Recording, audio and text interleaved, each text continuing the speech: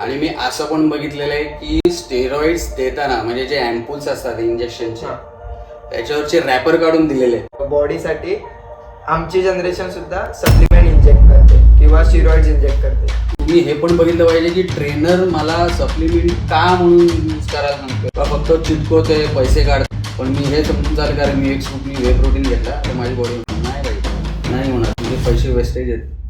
Hello guys, welcome back to Achintya podcast. तुमचं सगळ्यांचं एक वर्षानंतर पुन्हा एकदा खूप खूप स्वागत आहे. आजच्या आपल्या पॉडकास्टवरचे आपले गेस्ट म्हणजे माझे स्वतःचे पर्सनल जिम ट्रेनर आहेत, ज्याचं नाव आहे योगेश सर. तर भेटूया आपण योगेश सरांना. Welcome to Achintya podcast sir. Thank you. पूर्ण एक वर्ष झालं आता मी पॉडकास्ट स्टॉप केलेले होते काही रिझन्समुळे, पण आता ते फुल फ्रेशली स्टार्ट झालेले आहेत. तर तुम्ही सगळ्यात पहिले गेस्ट आहात माझे अचिंत्य पॉडकास्ट वरचे. So happy new year sir तुम्हाला. थँक्यू. Same to you. कसं गेलं सर तुमचं लास्ट इयर? ओके, मजेत गेलं एकदम. म्हणजे मला 24 इयर म्हणजे दरवर्षी मी हेच करत असो, म्हणजे लोकांचं जसं जिममध्ये ट्रेनर असल्यामुळे लोकांची जी प्रॉब्लेम्स आहेत, हेल्थ इश्यूज आहेत ते सॉल्व्ह करण्यामध्ये मला खूप मजा येते. त्यांना ट्रेन करणं खूप मजा येते आणि त्यांचा रिझल्ट येऊन आल्यानंतर मला त्यामध्ये खूप आनंद होऊन मला त्याच्यामध्ये अजून मोटिवेशन भेटतं आणि दरवर्षी मला तसंच माझं नित्यक्रम असतं त्याच्यामध्ये आणि ते करून मला खूप आनंद वाटतो. आता सर जसं हा पॉडकास्ट स्टार्ट होण्याच्या आधी सरांनी मला सांगितलं की ते गेली 20 वर्ष ट्रेन करतायत लोकांना. सो सर 20 वर्षाचा एक्सपिरियन्स तुम्ही कॅरी करता या फील्डमध्ये. तुमची स्वतःची या फील्डमध्ये कशी काय एंट्री झाली सर? म्हणजे तुम्ही कशी ही फील्ड चूज केली? सांगायला गेलं तर भरपूर मोठं तर थोडक्यात सांगायचं झालं तर मला लहानपणापासून व्यायामाची आवड आणि लहानपणापासून बोललं तर 8वी-9वी पासूनच मी व्यायाम करत होतो. तर त्या टायमाला एवढ्या आता जशा जिम विकसित आहेत, म्हणजे आता आपण बोलतो जिम किंवा जिम स्टुडिओ म्हणतो, तेव्हा व्यायामशाळा हे नाव प्रचलित होतं. तेव्हा सुरुवात करायच्या अगोदर मी घरीच व्यायाम करायचो, म्हणजे आवड असल्यामुळे. बैठका मार, नमस्कार मार, पुशअप मार आणि मग घरामधलं काय हे ते साहित्य उचल.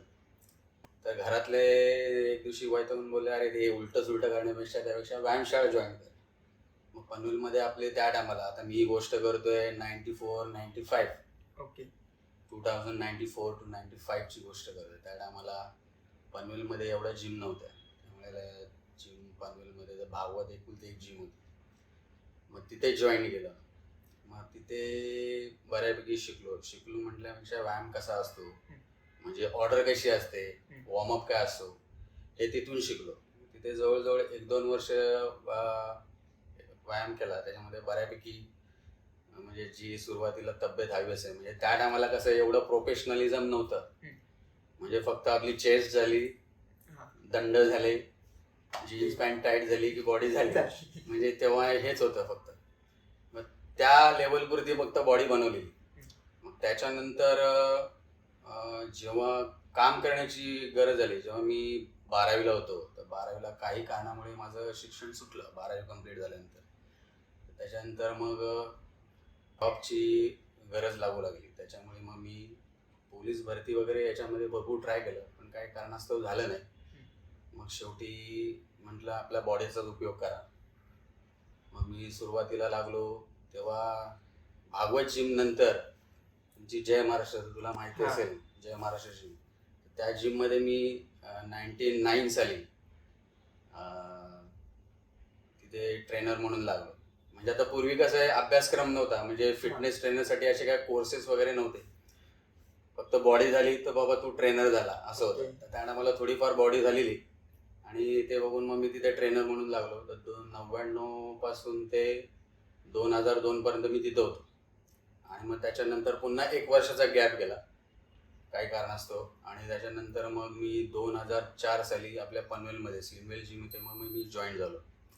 आणि मग तिथे जॉईन झाल्यानंतर ॲक्च्युली समजायला लागलं की एक्सरसाइज कसा असतो आणि मेंबरकडून किंवा येणारा पर्सनला एक्सरसाइज कसा द्यायचा.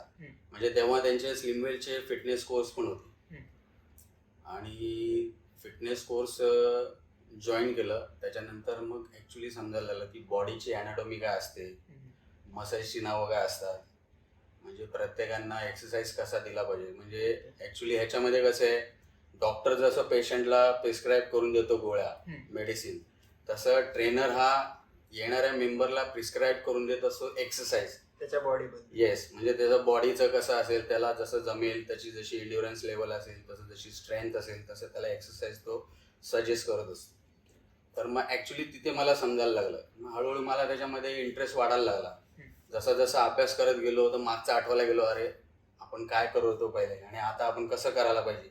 आपल्यामध्ये पण स्वतः बदल करून घेतला, अभ्यास केला. त्याच्यानंतर स्लिमवेलचे कोर्स केल्यानंतर अजून दुसरे पण बरेच कोर्सेस केले. IFS आहे, परत तुमचं माटून गेला तुमचं मायोफॅशिया रिलीजचे कोर्सेस आहेत. स्लिमवेलमधूनच ऑस्ट्रेलियाचा फिटलिंग म्हणून कोर्स केला मी, तो इंटरनॅशनल कोर्स आहे, तो पण मी पास आउट केला. त्याच्यानंतर पॉवर योगाचे कोर्सेस केले. म्हणजे असे बरेच मी सर्टिफिकेशन केले. त्याच्यानंतर मग अजून माझा इंटरेस्ट वाढत गेला. अरे आपण जे आधी केलंय आणि आपण ज्या चुका केल्यात त्या येणाऱ्या लोकांकडनं त्या चुका झाल्या नाही पाहिजेत. आपण त्यांना चांगलं शरीर कमवून दिलं पाहिजे. मग असं करून मी याच्या क्षेत्रामध्ये जास्त वळत गेलो आणि आतापर्यंत या क्षेत्रामध्ये मला 20 वर्ष झाली. ओके सर, आता असं तुम्ही म्हणालात वेगळे वेगळे तुम्ही म्हणजे मेन तुम्ही मेन्शन केलं की बॉडीची अॅनाटॉमी तुम्ही स्टडी केली. सर हे किती इम्पॉर्टंट आहे बॉडीची अॅनाटॉमी आपल्याला माहिती असणं ॲज अ ट्रेनर म्हणून, किंवा मी शिकतोय, मी फिटनेस करतोय किंवा मी जिम करतोय, तर मला स्वतःला माझ्या बॉडीबद्दल किती माहिती पाहिजे. बरोबर. आता जसं मी मगाशी म्हटलं की अॅनाटॉमी शिकल्यानंतर त्या ट्रेनरला कळलं जातं, मसल्सची नावं समजली जातात, जॉईंट ऑफ ॲक्शन जी असते, बॉडीची मुवमेंट कशी असते, कुठल्या अँगलला कसं काय असतं, तर ते कोर्स केल्यानंतर त्याला समजलं जातं. आणि जिममध्ये येणारे सगळेच नॉर्मल नसतात. काही डिझीजवाले पण असतात किंवा काही ऑपरेट करून आलेले असतात, तर त्यांना कसं हँडल करायचं. तर ते लोक आल्यानंतर तुम्हाला ह्या अभ्यास केल्यामुळे तुम्हाला त्या लोकांना कसं हँडल करता येतं, इंजुरी झाला असेल त्याला जो ऑपरेट करून आला असेल त्याला कसा लवकर रिकवर करता येतो, तर तुम्हाला त्याच्यामध्ये फरक बेनिफिट भेटतो. कसं करतात सर त्यांना हँडल जे इंजुरी मधनं आलेले. म्हणजे आता फॉर एक्झाम्पल समजूया आपण, समजा स्लिप डिस्कवाला आला, डॉक्टरने त्याला फिजिओथेरपी वगैरे देऊन त्याला जिममध्ये पाठवलं. मग डॉक्टर बोलतो अरे बाबा जिममध्ये जा आणि तिथले निगडीत असलेले स्ट्रॉंग असलेले म्हणजे ज्या तुझ्या बोन्सला स्ट्रॉंग करणारे जे मसल्स आहेत ते तुला तिथे स्ट्रेनिंग द्यायची. मग तो असा व्यक्ती जिममध्ये येतो.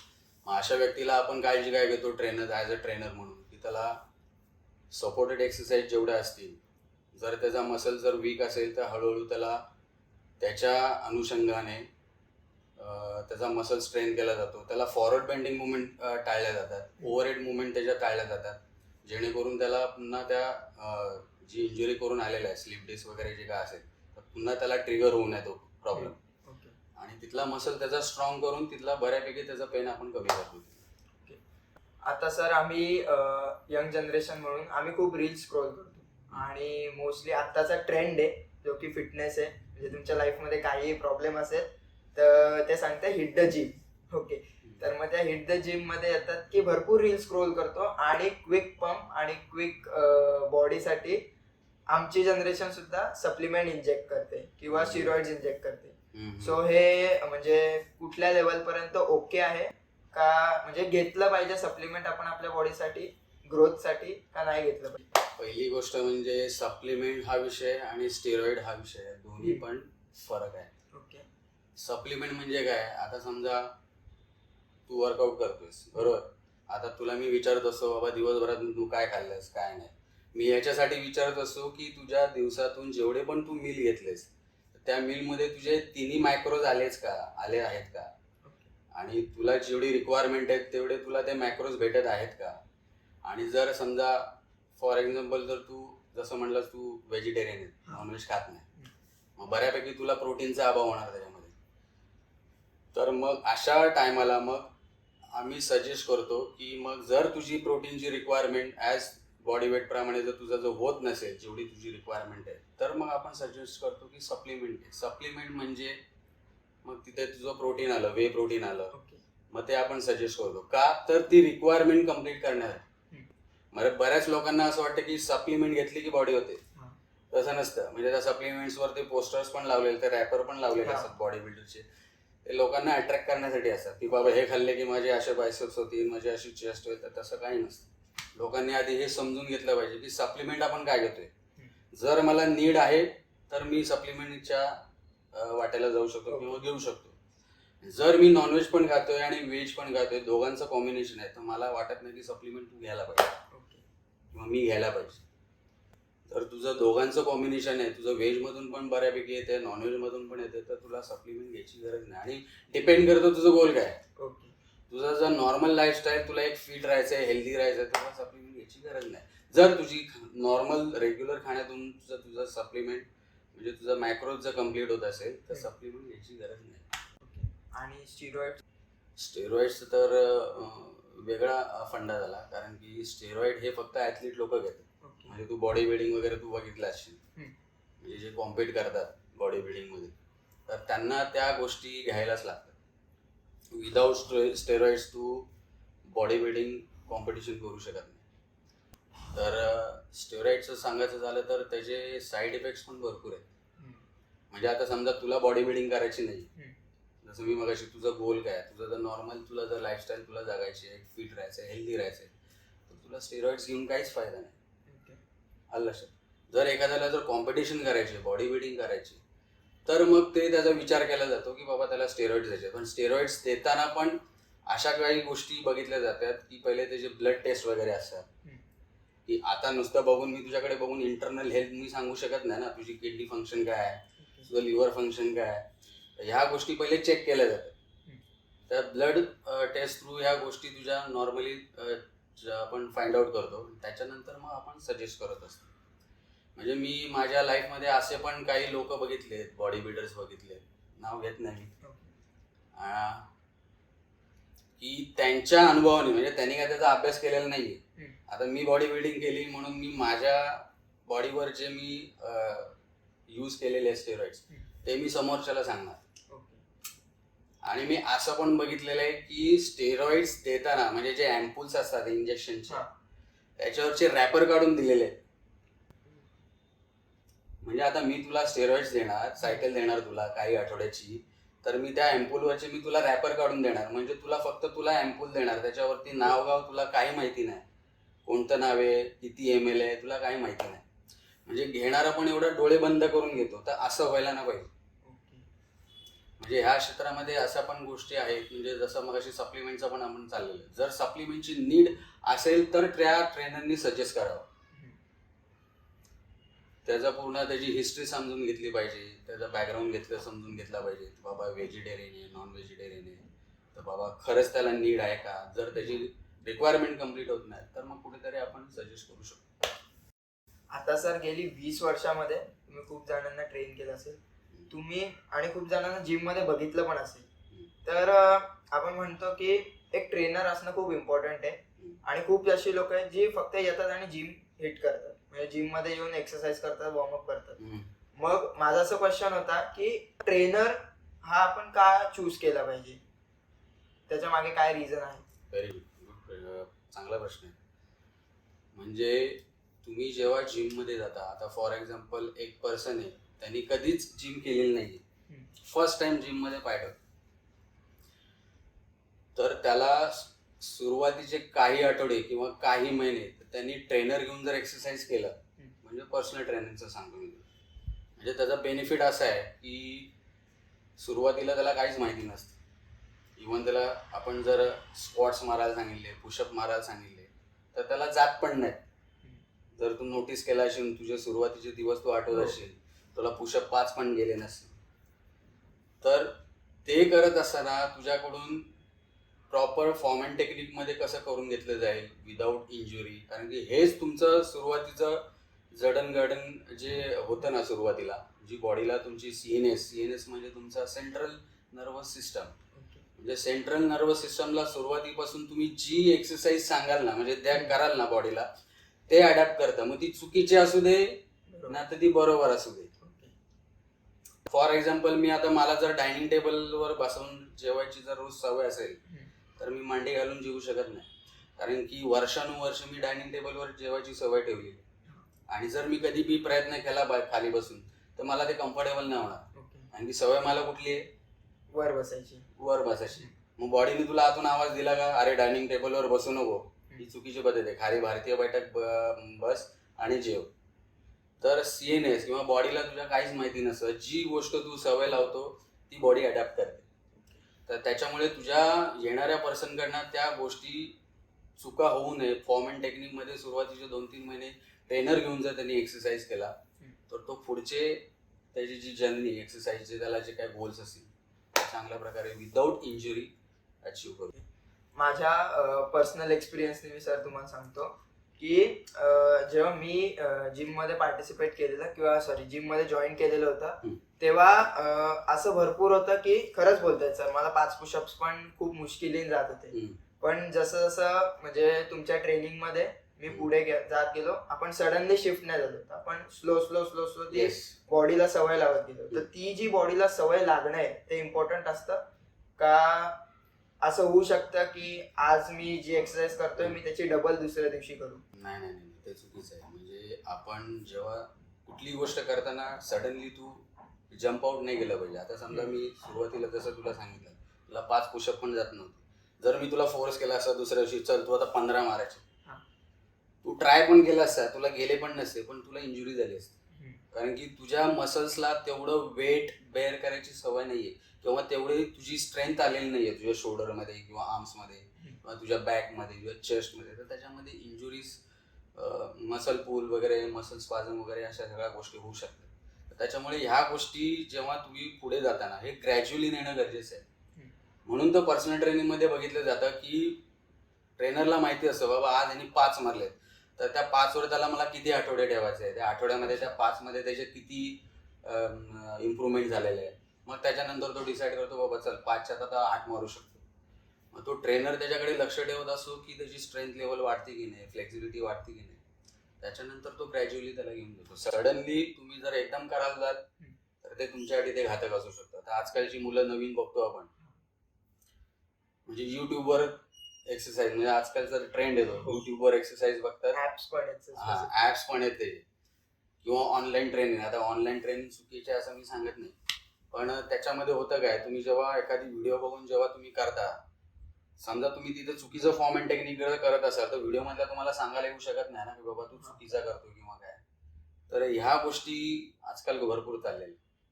म्हणजे एक वेळेला ते जिम मध्ये एक्स्ट्रा ट्रेनर घेऊन ते वर्कआउट करणं नाही, पण युट्यूबवर किंवा सोशल मीडियावर किंवा इन्स्टा हँडलवर भरपूर एक्सरसाइज येतात, बराच इन्फ्लुएन्सर टाकतात, तर त्यांना ते फॉलो करतात. त्यांना वाटतं की त्याची बॉडी झालेली असते, त्याला वाटतं तो ह्या टाईपचा एक्सरसाइज केला म्हणजे त्याची तशी बॉडी झाली. तसं नसतं. त्यांनी आधी बरीच वर्ष घासलेली असते, त्याच्यानंतर तो काही एक्सरसाइज परफॉर्म करून आपल्याला ऑनलाईन सोडत असतो, तर आपल्याला तो वाटतं की बाबा त्यांनी त्या एक्सरसाइज करून ते बॉडी बनवलेली आहे. पण तसं नसतं. म्हणून त्या गोष्टी टाळल्या पाहिजेत लोकांनी, मुलांनी, आजकालच्या जनरेशननी तरी. तुम्ही सर असा कोणता पर्सनल एक्सपिरियन्स बघितलाय का जिम मध्ये, तुमच्या ट्रेनिंग सेशन मध्ये सुद्धा, की तुम्ही कोणाला तरी ट्रेन करताय आणि शिवाय कोणी थर्ड पर्सन जो एक्सरसाइज करतोय विदाउट ट्रेनर, तर त्याच्यामध्ये म्हणजे बरंच असं आहे. म्हणजे आता कसं आहे, जसं मी सांगितलं, नवीन जेव्हा मुलगा येतो तर त्याला सुरुवातीला काहीच माहिती नसतं की एक्सरसाइज, समजा ठीक आहे ट्रेनरनी त्याला वॉर्मअप किंवा एक्सरसाइज नॉर्मली बेसिकमध्ये सांगितलेलं असतं, पण किती ग्रॅज्युअली कसं जायचं, किती इंटेन्सिटी करायचं हे त्याला काही माहिती नसतं. किंवा जिमच्या अगोदर खाऊन यायला पाहिजे की नाही पाहिजे हे पण त्याला माहिती नसतं. तर कधी कधी असं पण आम्ही बघितलेलं आहे की खाल्ल्या मुलं आलेली आहेत आणि अर्धा वर्कआउट झाल्यानंतर वॉमिटिंग केली. ते काय होतं सर? जसं मी लास्ट टाइम सांगितलं तुला की जेव्हा म्हणजे एक्सरसाइज करताना एनर्जी हवी असते, बरोबर.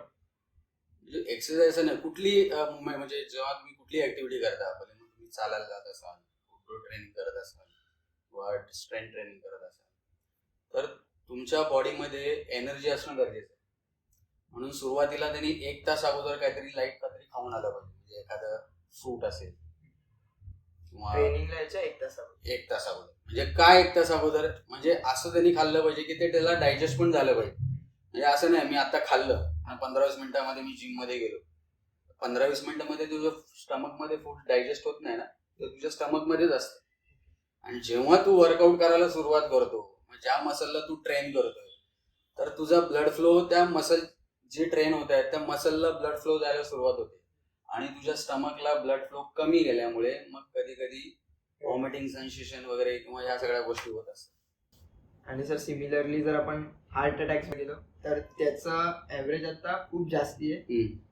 मेनली त्यांच्यात बघायला मिळत आहे ज्यांनी आता फ्रेशली फिटनेस स्टार्ट केलाय किंवा जे एक रेग्युलर बेसिस वरती करताय पण मग त्यांना सुद्धा हार्ट अटॅक्स येत आहे.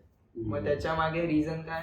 रॉंग एक्सरसाइज असू शकतं का त्या बॉडीला ती सवय नाहीये म्हणून असू शकतं? याच्यामध्ये कारण बरीच वेगवेगळी असू शकतात. म्हणजे एक पर्टिक्युलर कारण असं नाही. आता समजा फॉर एक्झाम्पल मी जर बऱ्याच महिन्यांनी एक्सरसाइजला गेलो, आता समजा मी 2-3 वर्ष एक्सरसाइज केलेली नाही आणि त्याच्यानंतर मी जिम जॉईन जर केली आणि मी जर बोललो की 3 वर्षापूर्वी एवढं मी धावायचो, एवढं मी वेट मारायचो आणि त्याच गोष्टीचा विचार करून जर मी सडनली तेवढंच मी मारायचा प्रयत्न केला तर माझ्या हार्टवर लोड येऊ शकतो. कारण की 3 वर्षाची गॅप पडलेली आहे. तर पुन्हा ते अचीव करायला मला काही आठवडे किंवा काही महिने मला द्यायला लागतील. जसं मगाशी आपण म्हटलं ग्रॅज्युअली मला माझ्या बॉडीला घेऊन जायला स्लोली म्हणजे ब्रेकडाऊन. येस. जर मी बोललो की डायरेक्ट नाही, मी जेवढं पहिले मारत होतो तसं मी मग माझ्या त्यामध्ये इंजुरी होऊ शकतात किंवा अजून हार्ट अटॅक सारखे प्रॉब्लेम्स येऊ शकतात. किंवा जी लोक जिमला जातात त्यांनी मी तर म्हणेन पहिले तर पूर्ण हेल्थ चेकअप करायला पाहिजे. का सर असं? म्हणजे आता मगाशी आपण बोललो की हेल्थ चेकअप का करायचं? कारण की बघून तर आपल्याला इंटरनल हेल्थ तुला माहिती नाही. तर मग त्या हेल्थ चेकअपमध्ये आपल्याला असं समजलं जातं की बाबा तुझं किडनी फंक्शन व्यवस्थित आहे, लिव्हर फंक्शन व्यवस्थित आहे, तुझा लिपिड प्रोफाईल तुझी चांगली आहे. लिपिड प्रोफाईल म्हणजे जे कोलेस्ट्रॉल लेवल आपण जे बघतो ते जर तुझे नॉर्मल असेल तर ह्या गोष्टी सगळ्या बघूनच आपण जिममध्ये पाय ठेवला पाहिजे. आणि मग तुझे कार्डिओ सारखी एक्सरसाइज असतील, स्ट्रेंथ सारखी एक्सरसाइज, स्ट्रेंथिंग साठी सारखी एक्सरसाइज असतील तर तू व्यवस्थित करू शकतो. एक रिसेंटली मी आता माझ्या फ्रेंड कडनं ऐकलेलं क्रेटीन बद्दल. ते क्रेटीन त्यांनी घेतलेलं म्हणजे त्याच्या बॉडीसाठी. तर मी त्याला नॉर्मली विचारलं की का घेतलंय म्हणून. सो ही वॉज लाईक की माझ्या भावाने घेतलं आणि त्याला इफेक्ट चांगले आले त्याच्यामध्ये. त्याची लवकर ग्रोथ झाली मसलची. सो असं असतं खरंच. मी पुन्हा तेच सांगतो ना की जर खरंच जर नीड असेल त्या लेवलला जर एक्सरसाइज होत असेल तर तू सप्लिमेंट थ्रू आपण घेऊ शकतो. म्हणजे आता क्रिएटिन हे ऍक्च्युली हे बॉडीमध्ये आपल्या नॉर्मली ग्रोथ होत असतं आपल्या. आता जसं म्हणजे जर तुझी ट्रेनिंगची इंटेन्सिटी जर तेवढी नसेल, म्हणजे तेवढ्या तू लेवलला बॉडीला जर घेऊन जात नसेल, ऍथलीट लेवलचा तुझा जर वर्कआउट नसेल तर तुला ते क्रिएटिन वगैरे तुला घ्यायची गरज नाही. जसं मी मगाशी म्हटलं ऍथलीट लेवलला जर तुझा परफॉर्मन्स असेल किंवा तुझा जर त्या लेवलचा जो वर्कआउट असेल तर तुला ह्यासारख्या गोष्टी घ्यायला लागतात सप्लिमेंट थ्रू. अदरवाईज तुला त्यासारख्या गोष्टींची गरज लागत नाही. आणि सर जर मी ती घेतोय not on a regular basis but on a weekly basis तर आणि तेवढा माझा वर्कआउट होत नाहीये, तेवढी मी बॉडी ब्रेकडाऊन नाही करत आहे माझी, तर मग त्याचा माझ्या बॉडीवरती इफेक्ट होऊ शकतो? क्रिएटिनचा असा काय साईड इफेक्ट नाहीये. म्हणजे आतापर्यंत रिसर्चेस झालेत क्रिएटिनवर, तर असं काय तुमच्या बॉडीवर त्याचा काय बॅड इफेक्ट होते, वर्स्ट इफेक्ट होते असं काही आढळून आलेलं नाही. म्हणजे बरेच लोकांचे मीच पण आहेत त्याच्यावर की क्रिएटिन घेतल्यावर किडनीवर लोड येतो, पाणी भरपूर प्यायला पाहिजे. म्हणजे कुठली गोष्टी तुम्ही घेताना आहे ना आधी आहे ना त्याचा अभ्यास करा. म्हणजे आता मी सांगितलं चल तुला वे प्रोटीन घ्यायचंय, मग वे प्रोटीन काय आहे म्हणजे नुसता ट्रेनर सांगतो म्हणून नाही, हे तुम्ही पण फाइंड आउट करायला पाहिजे. आणि तुम्ही हे पण बघितलं पाहिजे की ट्रेनर मला सप्लिमेंट का म्हणून यूज करायला सांगतोय, का फक्त चिटकवतोय, पैसे काढतोय, की मला खरंच गरज आहे आणि मला त्या सप्लिमेंटचं त्याबद्दल मला किती तो माहिती म्हणजे गोष्टी सांगतोय, बेनिफिट सांगतोय, कसं घ्यायला पाहिजे, काय त्याला खरंच त्याचं नॉलेज आहे का, हे तुम्ही लोकांनी पण बघणं गरजेचं आहे. आणि सर जसं तुम्ही आता मेन्शन केलं पैसे काढण्यासाठी असं होतं? हो, भरपूर ठिकाणी होतं. म्हणजे मी असे पण बघितलेले आहेत की पहिला दिवस असलेल्या पर्सनला पण सप्लिमेंट चिटकवलेले आहे. मला त्याचा बॉडीची हिस्ट्री माहिती नाही, तो वर्कआउट कसा करतो माहिती नाही, त्याचा डाएट कसा आहे तो मला माहिती नाही, त्याचा लाईफस्टाईल कसा आहे मला माहिती नाही, आणि मी पहिल्या दिवशी त्याला डबा चिटकवला. आणि घेणारे पण घेतात कारण की त्यांना तसं चित्र समोर करतात ना उभे ते. कारण की ते बोलतात अरे आता समजा तुझ्यासारखा पर्सन आला माझ्याकडे मला पैसे काढायचे तुझ्याकडनं. तर मी म्हणणार अरे तू अंडरवेट आहेस रे, तुला वजन वाढणं खूप गरजेचं आहे. मग तू वेट गेनर घे, मास गेनर घे. सप्लिमेंट्स पण त्यांना प्रॉपर गाईडलाईन नाही देणार का वजन वाढवायचं आहे म्हणून तुला मास गेनर देणार, मग वेट गेनर देणार. वेट गेनर, वे प्रोटीन ह्याच्यामध्ये पण फरक त्यांना समजून सांगत नाही. आता वेट गेनर किंवा मास गेनर यासारख्या सप्लिमेंट्स आहेत, ह्या तुमची वजनं वाढवतात, पण ते ऍक्च्युअल फॅट घेऊन वजन वाढत असतं. हे हेल्दी नाहीये तुमच्याकडे. वजन तुमचं वाढलं पाहिजे, तुमचं मसल घेऊन तुमचं वजन वाढलं पाहिजे. म्हणजे एखाद्याने समजा मास गेनर घेतला किंवा वेट गेनर घेतला तर त्याचा 3-4 किलोचा फरक दिसतो 2-3 महिन्यामध्ये, पण त्याच्या बॉडीमध्ये मसल्स असे दिसत नाही. तो असा फ्लबी फॅट सुटलेला, मग त्याच्यामध्ये पोट पण आलेला असतं. मग असं वजन वाढून फायदा काय? जे फॅट घेऊन तुमचं वजन गेन करतं. असं वजन वाढवा, स्लो प्रोग्रेसमध्ये वाढवा, पण त्याच्यामध्ये तुमचा फक्त मसल्सच वाढेल.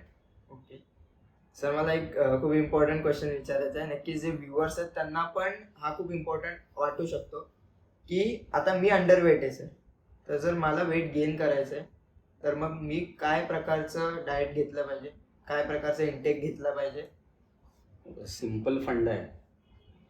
एखाद्याला जर वजन वाढवायचं असेल ना, तर मग तुझं वेट किती आहे, तुझं हाईट किती आहे, त्याचं रेशो बघितला जातो. त्याचं कॅल्क्युलेशनमध्ये घेतलं पाहिजे. बाबा तुझं घेतलं जातं, तुझं BMR काढलं जातं. हे सगळे फॉर्म्युले असतात. BMR म्हणजे बेझल मेटाबॉलिक रेट. म्हणजे प्रत्येकाचा BMR हा वेगळा असतो. तुझा, माझा, थर्ड पर्सन जो पण कोण असेल, प्रत्येकाचं BMR मेटाबॉलिझम अलग अलग आहे. तर ते गोष्टी लक्षात घेऊन, कॅल्क्युलेशन घेऊन, तुझं जेवढ्या कॅलरीज रिक्वायरमेंट आहे तर त्याला थोडासा सरप्लस देऊन तुला तो डाएट तुझा डिझाईन केला जातो. म्हणजे तुला आता फॉर एक्झाम्पल सांगतो, समजा तुला आता 1,500 नीड कॅलरीज आहेत. म्हणजे तुझं एक वेट मेंटेन राहण्यासाठी 1,500 तुला कॅलरीज पाहिजे. आता मला तुझं वजन वाढवायचं, वेट गेन करायचं, मग त्याच्यामध्ये तुला मी 200 ते 300चा सरप्लस देणार. म्हणजे 1500च्या ऐवजी तुला मी 1800चा किंवा मग 2000चा कॅलरीज डाएट जो असेल तुझा तो तुला दिला जाणार. आणि त्या डाएटमध्ये मी असं बघणार की त्याच्यामध्ये तुझा फक्त मसल्सच वाढला पाहिजे. मग त्याच्यामध्ये कार्बोहायड्रेटचा रेशो किती आला पाहिजे, प्रोटीनचा रेशो किती आला पाहिजे, फॅटचा रेशो किती आला पाहिजे. तर नॉर्मली बेसिकली आपण बघितलं जातं की तुझा कार्बोहायड्रेटचा रेशो किती असला पाहिजे, 45 to 50 ग्रॅम तुझं कार्बोहायड्रेट्स त्यामधून आलं पाहिजे. 30 to 35 तुझा प्रोटीन रेशो आला पाहिजे. बाकीचं राहिलं तुझं फॅटमध्ये. सर त्याच्यासाठी म्हणजे आता तुम्ही जे ब्रेकडाऊन केलं ह्याच्याच रिलेटेड मला तुम्ही त्या पण गोष्टी सांगा जे मी खाल्ल्या पाहिजे, म्हणजे मी किंवा ज्यांना वेट गेन करायचं आहे त्यांनी, म्हणजे ते एक इझी प्रोसेस होऊन जाईल की म्हणजे हे मला खायला गेलंच पाहिजे त्या प्रोसेससाठी. पहिली गोष्ट म्हणजे पर्टिक्युलर असं कुठलंच फूड नाही की ज्याने तुझं वजन वाढतं, ज्याने तुझं वजन कमी होतं. आता लोकांना वाटतं केळी खाऊन, बनाना खाऊन वजन वाढतं, चिकू खाऊन वजन वाढतं. शेवटी तुझा एकच फंड आहे की तू सरप्लसला गेला की तुझं वजन वाढणार. तू जर कॅलरीज कमी केल्या, डेफिसिटला गेला तर तुझं वजन कमी होणार. हे सगळं कॅलरीजचा खेळ आहे. मग तू त्या कॅलरीज कशा घेतोयस, कशा घेतो म्हणजे कॅलरीज तुझ्या अशा असल्या पाहिजेत की त्या डेन्स कॅलरी असणं गरजेचं आहे. डेन्स कॅलरीज म्हणजे 1 चमचा साखरेमध्ये पण कॅलरीज आहेत. आपण बोलतो अरे बाबा चहा पिऊ नको, चहामध्ये काही कॅलरीज नाही. एम्प्टी कॅलरीज म्हणतो आपण. एम्प्टी कॅलरीज म्हणजे काय? झिरो कॅलरीज आहेत तुझ्या बॉडीमध्ये जाऊन ते फक्त फॅट स्टोअर करणार, त्याचा काही युजच नाही. तर त्या कॅलरीजमध्ये आहे ना न्यूट्रिशन नाही आहे. न्यूट्रिशन डेन्स म्हणजे काय? त्यामध्ये प्रोटीन आहे साखरेमध्ये, फक्त सिंपल शुगर आहे बाबा, त्याच्यामध्ये फायबर आहे नाही. मग त्याला आपण म्हणतो एम्प्टी कॅलरीज. एम्प्टी कॅलरीज तुम्ही कन्झ्युम नाही केलं पाहिजे. मग तुम्ही ज्या कॅलरीजमध्ये पूर्ण मॅक्रोज येतात, पूर्ण तुझे मायक्रोज येतात, विटामिन, मिनरल्स, या डाएट डिझाईन करूनच तुझ्या दिवसभरातून जेवढे तुझे मील आहेत प्रत्येक मीलमध्ये. आता फॉर एक्झाम्पल तुला जर समजा जसं मगाशी म्हटलं 1,500 किंवा 1800 कॅलरीज पाहिजे, तर तू त्या 1800 कॅलरीजचा तू डिवाइड करतो 4 मीलमध्ये, 5 मीलमध्ये, जे काय तुझं असेल. तर त्या प्रत्येक मीलमध्ये तुझे सगळे मॅक्रोज येणं खूप गरजेचं आहे. म्हणजे असं नाही मी सकाळी अंडं खाल्लं किंवा प्रोटीन खाल्लं तर मग नेक्स्ट मीलला माझं मिस झालं तरी चालतं, तसं नाही. तुझे जेवढे पण मील तू केलेले आहेत, 4 मील आहेत समजा, तर त्या 4ही मीलमध्ये तुझे 3ही मॅक्रो, बाकीचे तुझे सगळे व्हायटामिन, मिनरल्स ह्या सगळ्या गोष्टी येणं खूप इम्पॉर्टंट आहे. ह्यालाच म्हणतो आपण बॅलन्स डाएट. ओके. नाही तर मुलांना काय वाटतं, आता सप्लिमेंटचं पण सांगतो मी तुला कसं. सप्लिमेंटचं फक्त 10% काम आहे. जे पण काय सप्लिमेंट घेतो 90% तुझ्या नॉर्मल सोर्सेस मधून येणं गरजेचं आहे.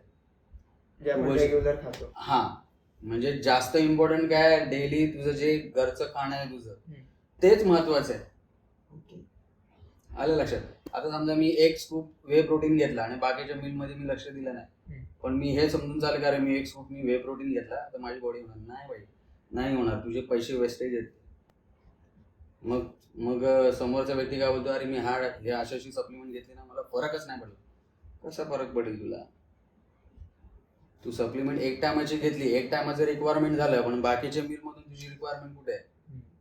ती मिस आउट झाली. म्हणजे प्रत्येक मिल मध्ये तेवढीच रिक्वायरमेंट तुझी येणं गरजेचं आहे, तर तुला व्यवस्थित रिझल्ट येईल. आणि सेम प्रोसेस आहे फॅट लॉस करण्यासाठी, म्हणजे त्याची ऑपोजिट म्हणता येईल. सेम जसं मी मगाशी म्हटलं की कॅलरीचा सगळा खेळ आहे. कॅलरीज जर तू डेफिसिटला, जसं मगाशी म्हटलं, त्याचं कॅल्क्युलेशन घेऊन आपण सगळं बघितलं. आता समजा एखाद्याचं वजन कमी करायचं आहे, 80 किलोचा पर्सन आहे, तर आपण त्याच्यामध्ये असं बघितलं जातं की 80 किलोचा वजनी जो पर्सन आहे तर त्याचा प्युअर वेट नाहीये ते, इन्क्लुडिंग फॅट पण आहे ना. मग आपण त्याचा पहिले फॅट पर्सेंटेज काढणार. आलं लक्षात. आता फॉर एक्झाम्पल आपण पकडू बाबा 15-15% त्याचा फॅट पर्सेंट आला, मग त्या 80 मधून आपण 15% मायनस केले, राहिला तो त्याचा एलबीडब्ल्यू म्हणजे लीन बॉडी वेट, म्हणजे फॅट मायनस करून जो म्हणजे आता फॅट फ्री आपण फॅट काढलं, आता त्याचं 15 मायनस केले, किती राहिले? 65. बरोबर. तर 65 त्याचा ऍक्च्युअल वेट. मग त्याला आपण पाऊंड मध्ये कन्वर्ट करतो. मग पाऊंड मध्ये आपण धरून चालू बाबा 110, 120, 103 जे काय आलंय, मग त्याच्यावर तुझे कॅल्क्युलेशन घेऊन त्याचा बीएमआर काढला जातो आणि मग त्याच्यावर तुला त्याचं डेली ऍक्टिव्हिटी पण तुझ्या बघितल्या जातात, त्याचे पॅरामीटर्स अलग अलग असतात. तर ते त्याच्यामध्ये इन्क्लूड करून मग जे तुझे कॅलरीज येतात त्याचा डेफिसिट देऊन मग त्याला तू डाएट दिला. सो अजून एक क्वेश्चनचा मोस्ट इम्पॉर्टंट जो मी हे केला की जर आता मी ॲज अ स्टुडंट आहे, ओके, शिवाय माझ्यासोबत कोणीतरी आहे जे जॉब करतात किंवा काही खूप बिझनेसेसमध्ये आहेत. सो प्रत्येकाची लाईफस्टाईल वेगळी आहे. पण जर आत्ताच्या याच्यामध्ये मी कन्सिडर केलं की मला फिट राहायचंय ह्या एजमध्ये, सो माझ्या फ्युचरमध्ये जे प्रॉब्लेम्स मला येऊ शकतात ते मी टाळू शकतो, त्या रिझनमुळे मला आता फिट राहायचं. सो माझं जे उठल्यापासून ते रात्री झोपेपर्यंत जे माझं डेली रुटीन असेल ते कसं असलं पाहिजे? सिम्पल आहे.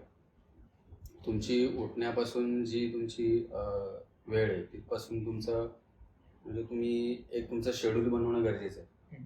म्हणजे जसं मगाशी मी म्हटलं, तुझे मील प्लॅन किती आहे, समजा 4 मील असतील तर तुझा ब्रेकफास्ट हा अमुक अमुक टायमिंग मध्ये झालाच पाहिजे. म्हणजे आताच्या लाईफस्टाईलमध्ये आपण पकडूया 10 पर्यंत तुझा ब्रेकफास्ट झालाच पाहिजे.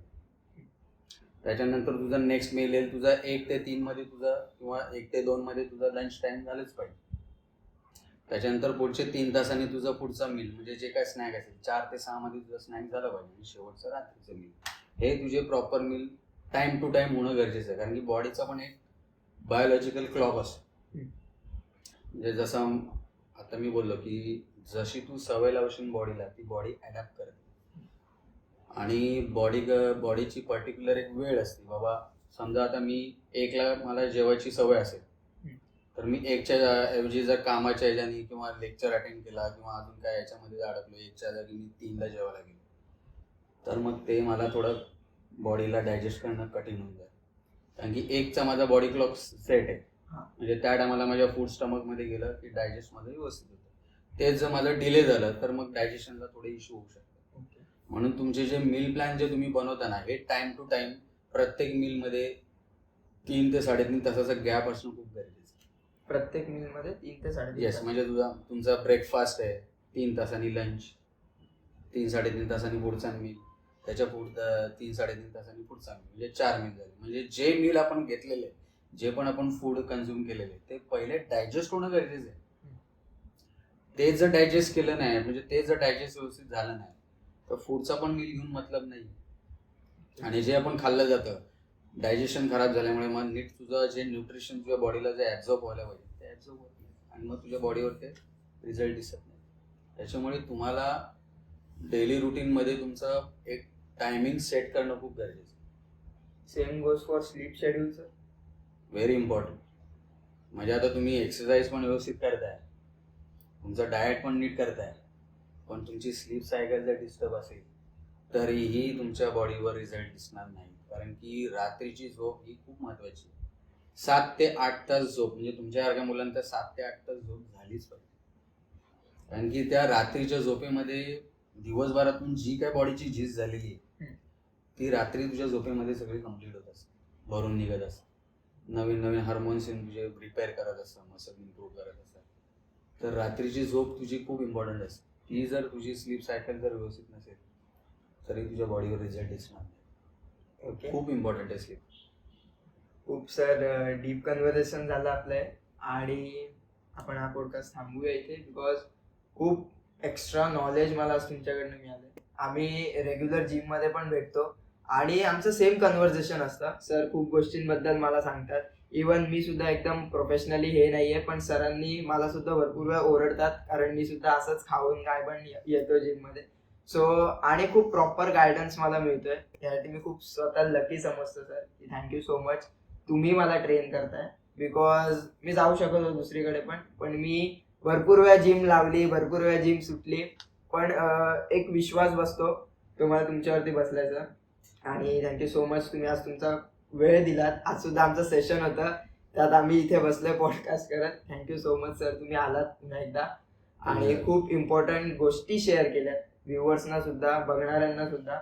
बेसिकली आता हा पॉडकास्ट बघणारे मोस्ट प्रोबेबली माझे फ्रेंड्स असतील जे जिम लावण्याचा विचार करत असतील किंवा जिम मध्ये जाण्याचा विचार करत असतील फॉर एक्सरसाइज पर्पज. त्यांना एक हिंट मिळू शकते की ट्रेनिंग साठी ट्रेनर किती इम्पॉर्टंट आहे किंवा का आपण ट्रेनर चूज केला पाहिजे. बरोबर. सो ओके सर, लवकरच भेटूया पुन्हा एकदा एका अशाच नवीन पॉडकास्ट मध्ये. नक्कीच. Thank you so much. So guys, this is the end of the podcast.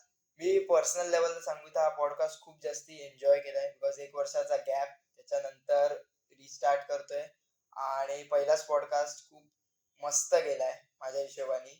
खूप कन्व्हर्सेशन आमच्या जिम मध्ये होतात, पण ते ह्या लेवलचे होत नाहीत जे आज 1 to 1 कन्व्हर्सेशन मध्ये त्यांनी त्यांची पर्सनल एक्सपिरियन्सेस जे शेअर केलेत ते मोस्टली कुठेतरी मिस आउट होतात जिम मध्ये. सो जर तुम्हाला हा पॉडकास्ट आवडला असेल तर नक्की या व्हिडिओला लाईक करा, शेअर करा तुमच्या जिमवाल्या फ्रेंड्स सोबत आणि चॅनलला सबस्क्राईब करा फॉर मोर